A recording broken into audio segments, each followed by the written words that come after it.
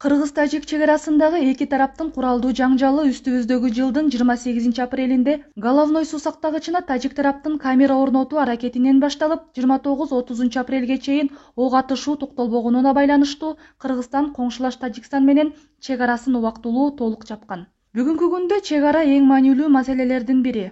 Мургап менен Жергетал районунун жергиликтүү калкынын 80% этникалык кыргыздар. Карым-катнаш болбой жатканына байланыштуу биринчи ирет бизге кыргыздарга таасири тийип жатат деп, бүгүн бизге Мургап районунун жергиликтүү тургуну Эсен Чокоев кыргыз элине жана кыргыз бийлигине кайрылуу жасады. Ассаламу алейкум, урматтуу кыргыз эли жана кыргыз бийлиги.